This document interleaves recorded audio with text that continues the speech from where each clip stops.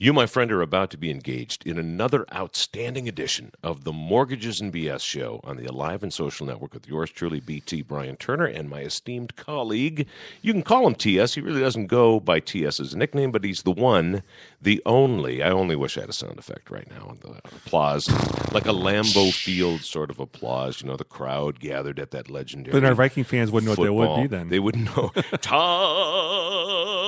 Smith. I could actually sing the Tom Slick song. Remember the cartoon back in the day? Yes. And I could put Tom Smith in there and said, Tom Smith, diddle-diddle-diddle, Tom Terrific. Tom Smith, diddle-diddle, let me tell you why. He's the best of all the guys. Boom, boom, boom. BT, stop. You're embarrassing me. Tom Smith, diddle-diddle-diddle, Tom Smith. But the next time we go out in a bar, you can sing I'll that. sing it. Yeah, I cut right to the end of the song just to make you more comfortable. There you here. go. Good to see you, buddy. Nice seeing you. We haven't been together here for a week or so. It's been a while. We've been doing some remote shows. Had a great time. Our last broadcast, our podcast was at Kieran's in downtown Minneapolis with some great guests, Tim Mahoney and Claire Killen. And we did all things Irish that day, in addition to bringing some great information about the world of finances, mortgages, and such. And what an awesome place. I mean, that place is really set up well. I mean, it's got great food, great drinks. I mean, it's got a great atmosphere. I mean, I really enjoyed being down there. 2 words, Irish pub. That's all you need to know. You know, to go for a comfort zone, to go to a place where, you know, the dark, smoky interior, not so smoky anymore given the laws in Minnesota. But even in Ireland, you know, you can't smoke in the pubs anymore. I guess I'm speaking more to the metaphor of the smoky interior and just that comfort that brings. Ambiance. The ambiance, exactly. They got that fireplace going in there. It's just wonderful. Yeah, it's just a great place to be. That's because they're roasting something over there. Probably, right? I'm sure they are. They got something roasting there. Some downtown rats or something. No, I'm kidding. kidding. Hey, you look at this guy. On the one hand, he's praising. On the other hand, just right down, just smacking him. I'll tell you, I love fireplaces. I mean, anytime I can go someplace and sit around a real fireplace, especially, I think it's cool. I mean, I love them. I had a real fireplace in my house for years. My wife hated it though because you get that little bit of smell every once in a while, and the sootiness, a little bit of that. Yeah, it didn't bother me. So the fake one's good too, but I love a real fire. I love a campfire in the summer. I just love it. Yeah, or the backyard, pit or whatever you got going on there. We have chimneys, so we've got the same thing going on. Well, you've got a luxury resort backyard though too. So. All we need is, like a cabana back there, so we could actually sleep in the backyard. Reminds me where my niece goes to college out in North Carolina. It's like a resort called High Point University. They have the logo in the pool. They have the big stuffed chairs outside. I'm like, it's BT's yard. Let me tell you what, though, brother. Unless I've cleaned up after the dogs before you arrive, you're setting yourself up for some potential not so resort like action. It's just manure. Just recycling it, taking it right back into the ground.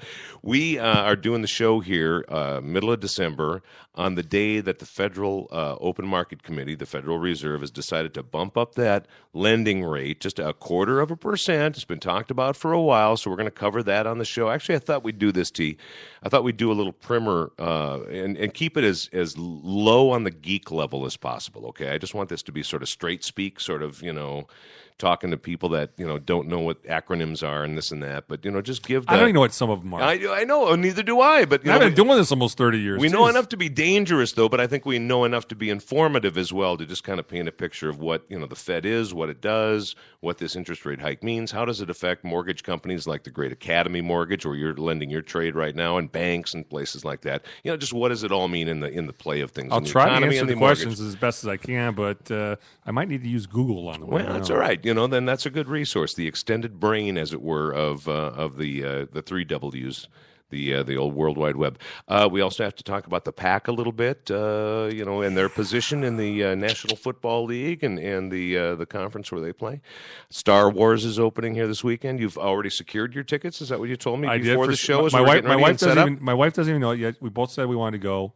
And I got them for Saturday already. We're going to go to the Rosemont movie theater where they had the big, nice reclining rockers and stuff like that. Yep. Might have to smuggle in a little bottle of wine or something. There you go, something in there, a little goat flask. But you know what? I grew up watching that. I shouldn't say I grew up watching it, but I mean, I watched it a lot when I was younger, and I want to watch this one. Then what I really want to do, I said this for years. I said I want to watch them in reverse order sometime.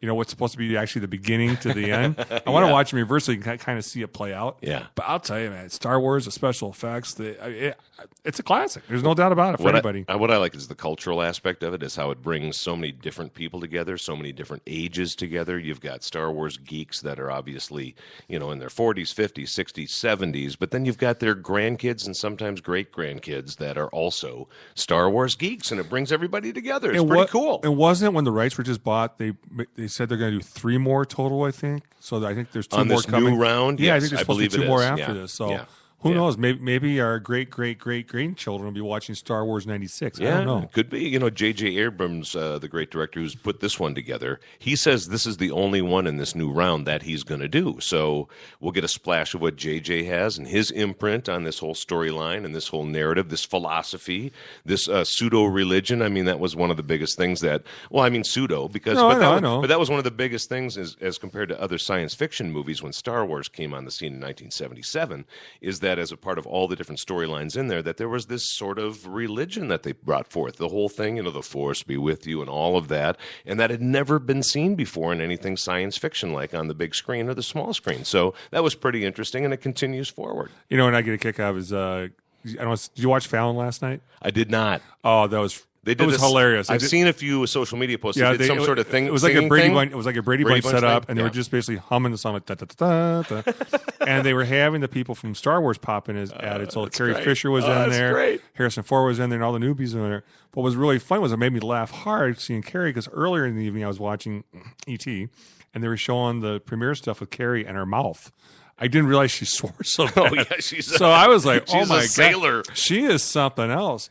But I can remember back, and I think there's even a 70s show episode where they talk, where this Carrie Fisher was a little bit of a hottie back then. I think a lot of 16, 17, 18-year-old boys, they had the hots for her. Oh, yeah, she's a very good-looking young woman, and she's a very, very attractive and cool, 50-something woman. She was right just now. cracking She's me up awesome. on what I watched. She is awesome. So, I'm really looking forward to, Harrison Ford. I mean, he's aged well, but how much can that guy do in a movie now? I mean, it's not going to be like, Indiana Jones days and stuff like that. Certainly not. I'm really looking forward to it. And, some of the new characters and stuff they're going to have in it as well. I think it's going to be a lot of fun. I think this Finn character and the female lead, I can't remember what her character's name is right now, but just, that whole interplay that they're going to obviously have, the new villain and everything that's going on there. So it's very exciting. And the new robotics. Ooh. We, in our family, none of us are Jewish. I think I've mentioned this before, though. We did the show at Kieran's. We do Jewish Christmas. And so, we go see a movie, we have some food, and then we go see another movie. We see 2 features during the day.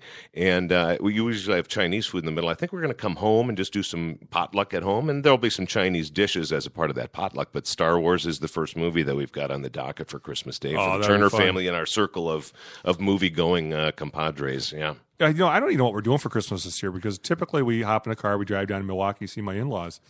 My son, I love my son, but I never thought I would say this. We're not going to probably make Christmas in Milwaukee because he got a job. Oh, wow. Not a real job yet, because remember, he's on the 8-year plan for college. I gotcha. But he got a job at Jimmy John's, and he's actually really liking it, and he's making good money at it. But they're open until 5 on Christmas Eve day.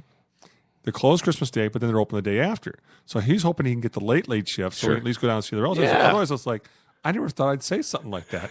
So I'm kind of, but our big deal is we go down. It's kind of more of a journey thing. You look for the pickle on the tree. We have some steak tartare. Yep. We have some kielbasa, stuff like that. And the whole family gets together and we get drunk.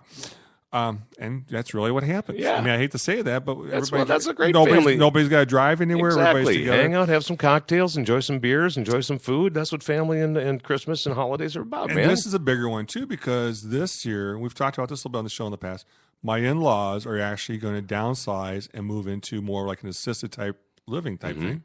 So they're making a big jump in their life. So this is the last Christmas in their house. And then, of course, we're going to have to try to hook up with somebody like a Sue Dubs or something like that. Sure. Where we go in and we get that place cleaned out. With her company, E-State Auctions. Yeah, exactly. That's what they help people do. So I'm going through this again. I mean, it was just 5 years ago with my mom. So now I'm going to be going with my in-laws.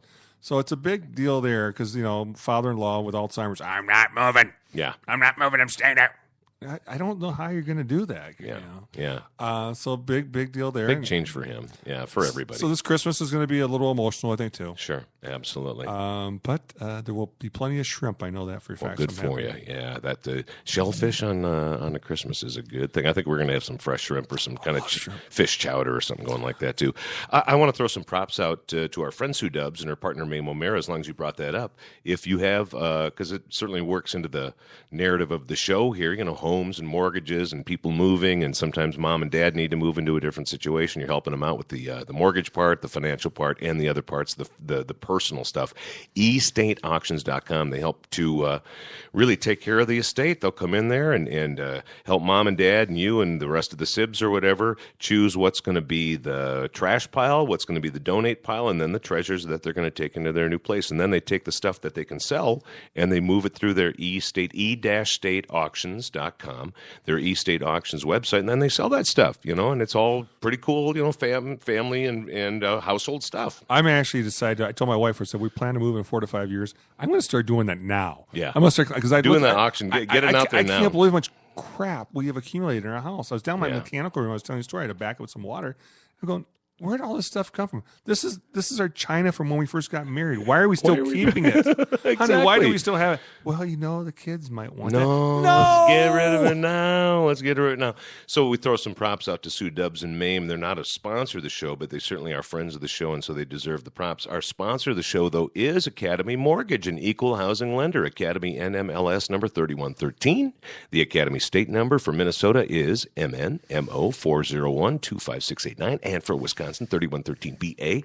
That guy right there, Tom Smith's NMLS number is 251122. 251122. His state number for Minnesota is MNMLO 251122. And for Wisconsin, the same number, 251122. Wasn't that exciting stuff? Well, I like getting all that good stuff out. I didn't want it to do it like John Motormouth Machida, the guy that used to really fast talk in the back of the day. I didn't want it to be a disclaimer thing. I wanted folks to hear the cool stuff that's got Academy of Mortgage. Well, and here's the thing is companies, everybody's different what they want to do, and we decided to be a little more conservative with things. Not Academy's actually sponsoring it. Is lenders have, under laws, there's certain things we can say and we can't say. Yeah. And there's certain things we have to disclose. So like in the old days when we did the radio ads, we'd have a 30-second spot. We'd have 24 seconds of a commercial, and there'd be 6 seconds of somebody going, right? The quick disclaimer, the motor mouth disclaimer. Which you have to have, because when you get into conversations about certain things, you have to do that. There's certain things we can't talk about on air specifically either because it gets too complicated. Like we can't talk really interest rates, because if we talk about interest rates, then we have to talk about scenarios and APRs and all the other good stuff, which is a total pain in the butt. And there's a couple other little goofy things like that. But the main thing that we're trying to do, I think, is just educate people. Yeah, absolutely. And we're going to continue this education process with, as we mentioned at the beginning of the show, the Fed rate and what that means. And then, again, an overview about what it all, what it all does in the culture and in the economy as far as the Federal Reserve and all of that. I just wanted to mention real quick here. And by the way, I'll do I'll see how well I can do. At the end of the show, as we do the disclaimer again, I'll see if I can motor. Let's see if you can go as fast as John Balby does at the end of E-Bite. I'll see if I can do it fast. I don't claim to be one of those motor mouth announcer guys, but I'll see how fast I can do it without making any mistakes. That part is a dubious distinction. No mistakes for me. I don't know if I'll be able to do it. I wanted to point out that as we got the show started here, actually right before the microphones turned on, I love this part. Tom was just checking his phone real quick, any last-minute messages about the Fed or this or that. And because of the proximity that we are to the delightful tavern known as Pat's Tap here on 35th and Nicollet, you must have something programmed in your phone because it pings up and it goes, about Pat's Tap, as though to say, hello, Tom, did you know you're near a tavern, one you've visited before? It kind of cracked me up because I must have done something recently to my location thing, because every time I get near someplace, especially when I'm here, Pat's Tap. See reviews about Pat's Tap. Pat's Tap. That's great. And we've been over the Pat's Tap. Yes, it's a nice place, but it's like, okay, I don't care about Pat's Tap. I wanted to go see some more stuff about the Federal Reserve because that's more exciting. Exactly. Well, maybe we'll have to have a little discussion about the Federal Reserve after the show, just at between the two of us at Pat's Tap. Now I feel duly inspired. There you go. I feel inspired indeed. Should we talk about the Feds? Yeah, let's dive into this real quick, because this was the first time that the Federal Reserve has raised any kind of interest rate in since 2006. Yep. And then they really held on to that lack of raising because of the 2008 financial bubble and all that stuff that happened there. And so it goes from near zero, it was 0.25%. Now it's raised to 0.5%. And so to kind of put the basic thing out here, the Fed has a bunch of money. They loan that money to people that then take that money and use it to loan to others and finance other things, and that's that borrowing rate from the Fed. Am I correct there? Right. There's actually two different Fed deals. There's the Fed rate. And there's another one. What happens basically is the Fed's loaning money to banks and stuff like that to lend out for car loans, lines of credit, things like that. Mortgages, everything Mostly, like that. Well, actually, mortgages. So that's different? Mortgages is a little different because I'm glad I asked this is really more of an indirect thing. It does affect mortgages from the standpoint of the way bonds are traded. Okay. But it's really the more the shorter maturity stuff is where it comes into play. Like you said, the car loans in the short term. Right. Yeah, so okay. let's say you have something that has a variable rate to it. Yep. It's going to affect that. Okay. Could it affect your mortgage if you have a variable rate? Yes, it could. But if you have a fixed rate, it's not. So credit cards sometimes get affected. Car loans, home equity loans can get affected. And we've seen that happen before, especially with those variable rate loans or lines of credit. You know, the credit card thing especially. Back in the more volatile up and down Fed days, you know. Right. So basically what we've had is we've had the Fed rate / prime rate in the zero to 0.25% range for quite some time. Most people say we've basically been at a zero. So now the Feds have raised it to 0.25%. So we're playing in a 0.25% to 0.5% mechanism. What happened was nobody was sure if they were going to raise it 0.25% or 0.5%, 3/4 what. They weren't sure how they were looking at data. And the data we've talked about a little bit about on the show is the data hasn't been overwhelmingly great. I mean, the economy is seeing some growth. It's seeing decent growth, but it's not seeing anything to get excited about. Unemployment has dropped, but then there's still people who say the real unemployment rate is higher because there's a lot of people who just have given up. Yep. But when I walk around and I look, looking for work, there's always everybody's hiring right now. I think a lot of Gen X and Gen Yers are spoiled and they don't want to go to work for $13 an hour. They think they deserve more. So I think that's one of the problems I see out there. But really, the big thing that's still not stimulating the economy is housing. And although housing has increased and improved, it hasn't gotten to the point where people are going crazy and buying all this new stuff.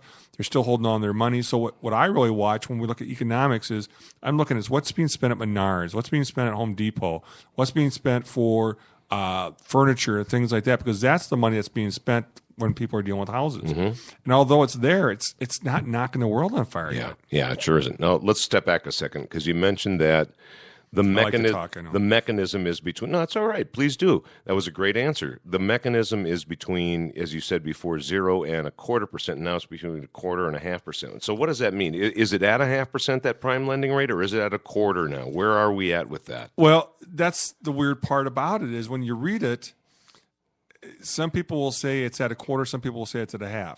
What happens is it'll trade in a range. So what they've done is they've set it. So like you said, there's that mechanism. There's a range between it'll trade in a range. It's theoretically at 0.25%, but it's 0.25% to 0.5%. And when you say trade, that's the sort of the trading, the issuing, the moving back and forth of money, depending at a certain rate. And some banks might get preferable rates over another bank because of their liquidity, things like that. So, let's say Bank A is really strong. They might be able to borrow the money overnight at 3/8, where another bank may not be as strong to get it at 0.5. Then you got Super Duper Bank at 1/4. Okay. And all these affect their lending rates and what they're doing. Just like a consumer, your credit's better, or your liquidity, or any of that stuff. How much money you have saved, you're going to get a better rate on a this or a that, depending on compared to the person that doesn't. To use a word you like to use, exactly. I mean, that's what it comes down to. I mean, and so what you'll see happen now is people that have variable rate stuff, they'll see it go up. Is it going to blast them out of the doors? No. They always give the brimstone and hellfire answers out there on what's going to happen. They raised it 0.25% today. We're all still standing. The houses are still intact. We haven't been blown to bits. Life will go on. Over time, the feds are going to continue to raise those rates. So it will affect those types of programs. Indirectly, it affects interest rates because it affects what bond traders think and what they do and where they want to put their money. Over time, will rates go up from a fixed rate standpoint for mortgages? Yes, they have. Okay. They have and they will. But thinking in advance, bond traders like to cover themselves for, fire and brimstone, and they've already taken negative approaches to what they want to do with their money. So the pricing for a rate range was already in there. They were already expecting the Feds to raise rates 0.5% to 0.75%. So it's in there. So now what will happen is it's Christmas time, so we don't see a lot of trading. After we get into the new year, we'll start seeing the traders position themselves again after we start seeing Christmas data for sales, all that kind of stuff. We'll see employment go worse again after Christmas because all those jobs that were created, they'll go away. Sales will have to be a big one, what profit margins and things like that. And then we'll start talking about going in the spring market. Well, they don't want to get the rates too out of hand going in the spring market because now you're getting into new construction and all that as well. Yeah, that time frame when that stuff happens. So like I've said, fixed rates from an interest rate standpoint aren't going anywhere for a while. So help us out in this whole knowledge thing that we're trying to put out here, this information and knowledge thing as it relates to the interest rate, the prime rate, and as you said, the amount of money it costs for a bank to borrow money from the Fed. Mm-hmm. You said now that doesn't really have the same direct effect as the mortgage side of things because you mentioned bonds. And so give us the quick explanation overview here. So really the pool of money that goes to mortgages, that comes more from a bond market? Is that what you're saying? Well, that's where that pool comes from? Yeah, no. What happens is on Wall Street, there are different types of bonds you can buy. You can buy 6-month bonds, 3-month bonds, 2-year bond, all that. Okay. We hear about them all the time. So the shorter maturity stuff is what's really affected by the rate increase, okay, or the rate decrease. But indirectly, that supply and demand on all those bonds affects the bonds that are tied to 30-year mortgages, treasury bonds, things like that. So, and we've heard those, right. Whether we have, a vested financial interest in them. I certainly don't. I don't have that kind of money. I'm just trying to pay my Xcel Energy Center bill. It just comes back to supply and demand of anything else. But, anytime you hear that sort of business report, treasury bills and 30, you hear that often. 30-year mortgage bonds is a part of, what they're reporting and where they're at. So that's what you're getting at, is those kind of things are the financial structures. Want me to confuse you a little more? Okay, but okay. I'm not confused. I'm getting a pretty good handle on it. When I got into business years ago, that's what we really follow is 30 years. Now we follow mortgage-backed securities. There's actual mortgage-backed securities, which normally you're not going to see them posted anywhere unless you've got something special. Like I have an actual what they call Reuters screen in my office. I can watch mortgage-backed securities, which are specifically for mortgages. Yeah, nothing else. I can see the government ones. I can see conventionals. I can 30, 50, whatever. What your normal person would watch is they'd watch the 10-year bonds. The 10-year bonds trade close to what a mortgage-backed security does now, not the 30-year anymore. The 10-year does. That's why I'm saying I confuse you a little bit more. Because of the fact that mortgages aren't held as long as they used to be, the 10-year... I see. I totally get it. A 10-year bond is more significant, and that's what people watch. Yep, I see. Mortgage-backed securities today, they've been down a quarter, they've been up a quarter, they've been back and forth. Really what's happening right now are people are sitting on Wall Street, and again, it's a bad time because a lot of traders have taken off for the end of the year. They've already sold their tax positions. They're saying they're going to watch what's going to happen, what more data is going to come out, and kind of just get a feel. We're not going to see anything crazy happen right now. It wasn't like we were surprised by what they said. So we've been expecting this for a while. Mm-hmm. So what will happen is, and when I say thin trading, is what happens is at the time of the year or any major holiday like 4th of July and stuff is the traders on Wall Street basically do all their buying and selling ahead of time. And because they're dealing with big buck stuff too, they're making sure all their investors are taken care of so their end of the year tax stuff is done. So basically December is a no month for them, and they pretty much take the last couple of weeks off. So as a result of that, there's what they call thin trading, and thin trading can exasperate how the bonds look from a positive or negative standpoint. So we're not seeing a true feel, but what we got was expected. And I think what we're going to see coming in the spring, not much of a change. Okay, that's all good news. So did that make sense to anybody? Yeah, no. It does to me in my head. Trust me, in my head it makes sense. Again, this was really not geeky spoken at all. You did a really good job. I totally get it, and I really understood it in a bigger way. I'm glad you brought up that whole people not living in their homes as long, and so that comparing that 10-year bond rather than the 30 is a much more sort of realistic comparison as far as how money churns and what people are doing and how mortgages happen as compared to that is back in the old days when you would look at that 30-year thing because that's what people did. They bought a 30-year mortgage and stayed in for 30. Exactly. And the scary part is after we've had a couple of these agents on and we've been listening to some of the stuff is I think we're going to start seeing it more again because here's why. Everybody got conservative after 2007, 8, 9, 10. People so they are staying longer. And now I think now. They're going to start staying longer. Yeah. So that bond thing's going to change over time. I think we're going to start seeing that. Although nobody's saying it yet, I do think we are. Think about it. We've got blended families again, all that kind of stuff.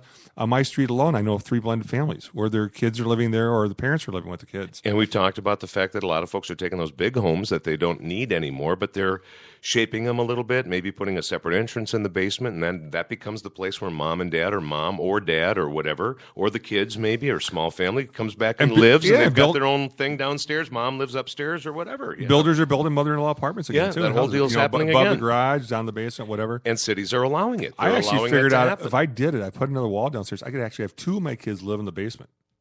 Wow. Problem is, I don't think you'd want to do that. But no, not really. I mean, one basically lives there half the time anyway. Because we'd have another story then that begins like this. Now, I love my son, but I have lots of stories about my kids, and they're all stories that would embarrass the living daylights. I mean, they're not bad stories. I mean, I love my kids. My kids are great. I mean, I know you do. And you know, you listen to people talk about stuff. It's like, nobody's got the perfect family. Nobody's got the perfect kids. Trust me. They're all going to do something. My kids are human. I love them. They've made mistakes. But you know what? They're doing well in school. They're going to graduate from college. They know where they want to go in life. More so than I did at that age. Yeah, there you go. You know? And I make that comparison too, and it's like, wow, they've got way more going on than I did. Well, and I told my kids and I felt I had it going on, like we all do, I guess. I told my kids and their friends a long time ago. I said, here's 2 life lessons I'll give you. One is life is never fair. And the second one is don't take a job just to make money. Take a job because it's something you like, because you'll be able to figure out how to live around the money. Yeah, you will. Right. Well said. So, yeah, well I wish someone had told me. If only I would have thought of that back in the day. All right, let's segue real quick into our beloved Green Bay Packers. Just for a quick moment, you last weekend, as the Packers were taking on Dallas at Lambeau, you were there. Yeah, actually, a young lady, young lady by the name of Teresa. She was a little sister from my fraternity. I have 2 tickets for the game. And so Denise and I went to the game. 60 degrees. Wow. Rain. Yeah. So it wasn't cold, and it was still a packed stadium. And what was funny was the couple next to us had flown in from Texas.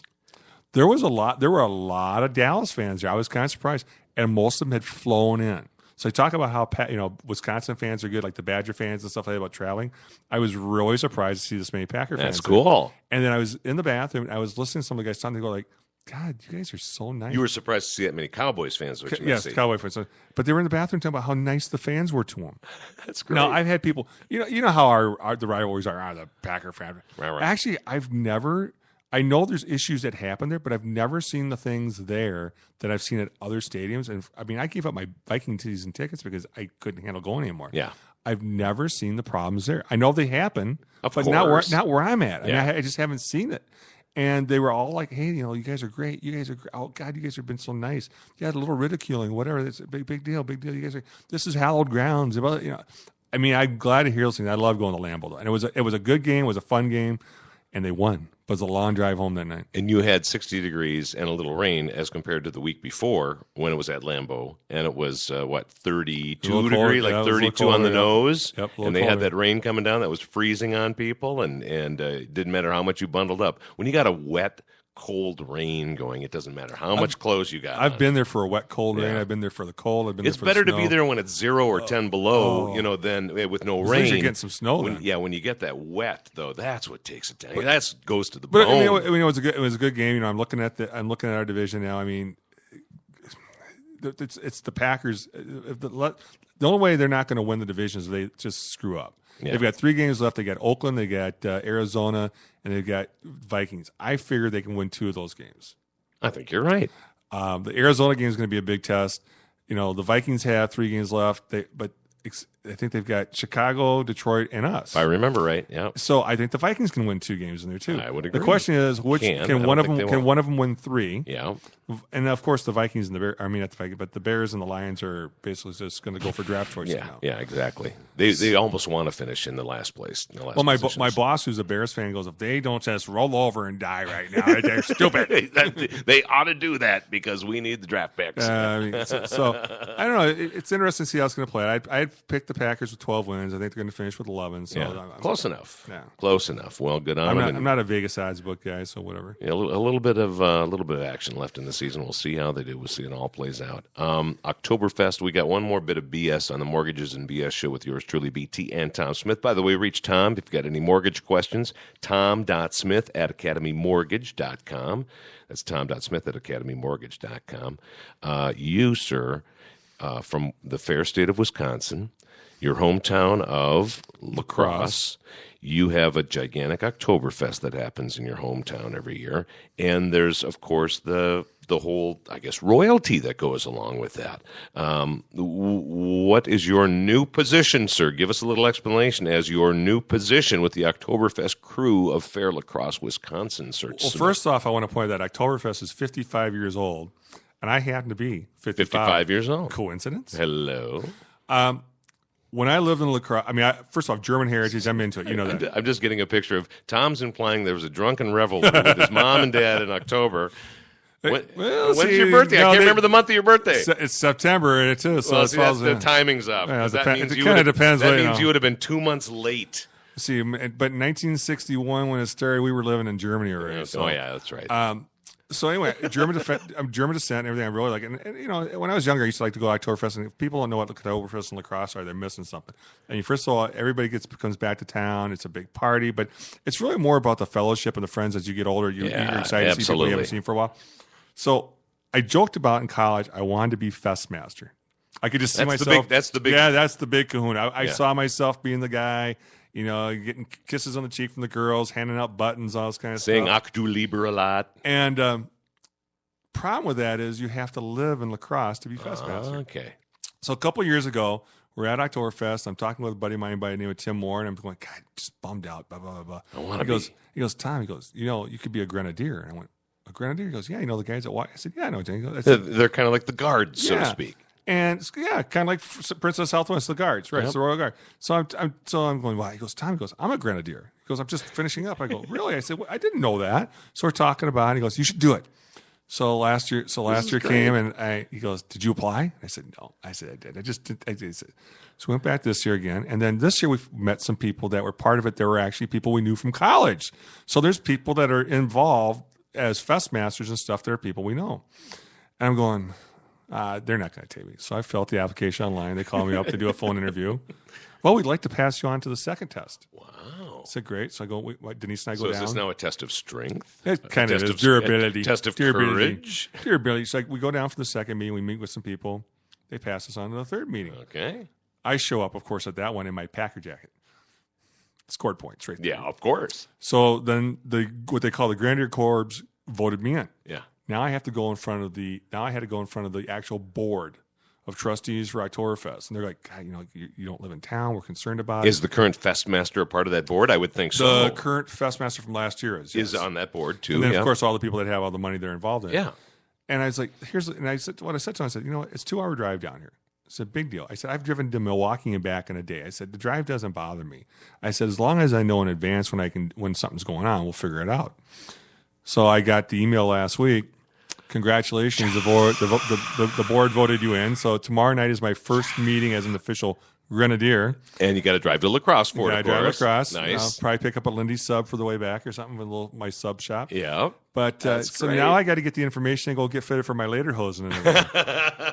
So I've got friends of mine from college. Is there a lederhosen shop in La Crosse? Actually, there's one in Prior Lake. Nice. Right here in the Twin Cities. She was actually at Twin Cities Oktoberfest too when we were at that. Very cool. I've met her before a couple times. I think her name's Marguerite. I want to get a pair of those. That's why I'm curious about it. I haven't worn any since I was 5. Yeah, because you're born in Germany. And what I used to do was if I knew I was in trouble going to get a spanking, I put my lederhosen on underneath my pants because you couldn't feel it. Absorb it a little bit. Extra layer of skin. So all these guys I know now that haven't gone back to La Crosse for a while, they're like, we are going to come just to see you in the lederhosen. Yeah, of course we are. I said, well, of course you guys are.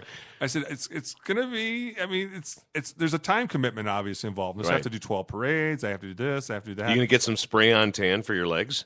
By the time the summer gets I'll be looking fine. I won't have those. But, you know, they do New Ulm. They do a lot of stuff like that. They've been at Winter Carnival. Yeah. I mean, they get the Vulcans down there. That's very cool. So I'm pretty excited about it. Of course, my wife and I are both going, okay, there goes our summer, but I don't think it's going to ruin things. I think it's going to be a great way to reconnect with the community that that I'm from. See even more old pals. See more old pals. Connections there. Because I joke, that's kind of where I want to retire. And whether or not that's where I really retire or not, it is kind of my second home. Of course. So I'm really looking forward to it. I mean, and you know what? It's a 3-year commitment. It's shorter than a military enlistment. There you go. Unless you go about 2 by 6, but It's 3 years, and it'll go by fast. And and sort of like a military commitment, you're wearing a uniform. I am wearing a uniform. And you're in a cadre of like-minded people. Well, the funny thing is they wear all these different buttons. What they didn't realize was I've been to 30 Oktoberfests. I've met over 30 Oktoberfest Festmasters, so I have all these buttons already. You're going to look good out of the gate, man. They're like, you're going to make us look like nothing. Yeah, you're going to be the shining example of grenadiers. Just call me literally a stud. shining. Call me a stud. You're just a grenadier stud. Grenadier stud. Okay, last but not least, before we got to wrap up the show, how many grenadiers are there? You're not like one of 4,000. No, I mean this is an elite group. They make it special for us, Smith. They had room to bring 7 on. They only brought 4 on this year. Out of how many? So I'm going to guess based on what was in the room that night. There's maybe a dozen to 16. That's great. So it's an elite force. It is elite. I mean, an elite fighting force. 4 interviews I went through. Yeah. Cool for you, man. And the people are from all walks of life, and in some cases it's they're there to represent their companies, things like that, to be involved. My buddy works for Quick Trip, Tim, and Quick Trip's been very involved and stuff like that. So you mean the greatest convenience store on the planet? Well, Quick Trip? I read a thing about Hy-Vee today. I don't know, it kind of scared my cousins all humped up, but I love Quick Trip. Oh yeah, I love Quick Trip too. Quick Trip. They're the greatest. Again, you need your gas, you need this, boom, boom. Quick Trip bought gas clean. and everyone is clean. Quick They're Trip always bought gas and go on the Crescent. Great people. The staff. ATM's free. I've been ATMs are free. They give you foot massages if you ask. You got to ask though. That's Quick Trip way. I've been, by the way, real quick. I've been shopping the Hy-Vee, the new one in New Hope lately, just because I want to get a little feel for the vibe of it. Pretty cool store, pretty good store. So if you haven't done one in your neighborhood, I don't know if there is one in your neighborhood. There's just a handful of them right now. They're going to put one in Lakeville, I believe. Yeah, okay. Yeah, they're going to project to put like 12 to 15 of them here over the next few years. They're unbelievable. It's really nice. Yeah, I like it. I'm just getting the lay of the land in the store. That's one thing I hate about switching a store, going to a new store. I don't know where anything is. That's what screws me up when I go from one Cub to the other. Yeah, even the Cubs, right? Yeah, even the Kowalskis, the Lunds and Barleys, they all have a little bit different layout, but that's okay. Christmas. You learn them. You pumped up? You excited? Yeah, I'm getting ready to have a good time with the family and continue moving all the projects forward that I'm working on. And you got my present bought and wrapped and everything? I got that all done. Yeah, absolutely. I hope you like that coal like last year. Mom put you're such coal. A Charlie Brown guy. My mom put coal on a present for me one time when I was an adult. She gave me a sweatshirt and some other stuff, and then she put some coal in there to joke around. I couldn't get the smell of the coal out. I couldn't wash it out. Wow. Thanks, Mom. So the big joke was always giving the kids socks, underwear, and coal. Coal. So trust me, my kids get that every year. It seems like such a German thing. I will show you, Tommy. When I grew up, we used to have the Santa Claus come to the house with the switches and the little thing. You mean the Krampus? No, St. Nicholas. St. Nicholas, okay. Oh, man, that was a big deal. Yeah, and he had the switches if you weren't good.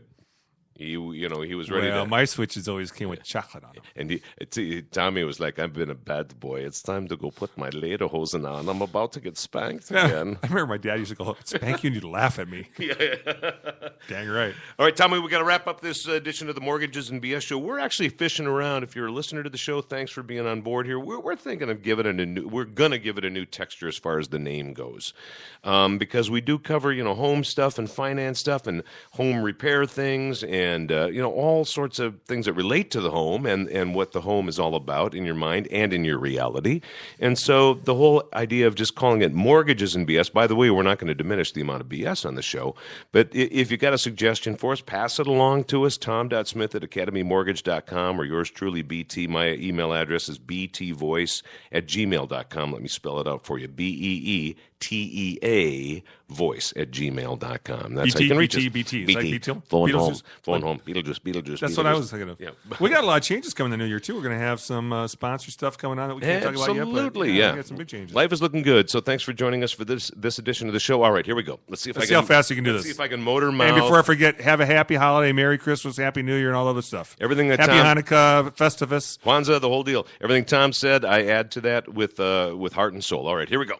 The show has been brought to you by Academy Mortgage, an equal housing lender. Academy NMLS number 3113. The Academy state number for Minnesota is MNMO401-25689, and for Wisconsin 3113BA.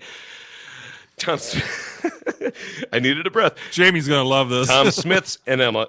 Tom Smith. See, I knew I'd mix one up. Tom Smith.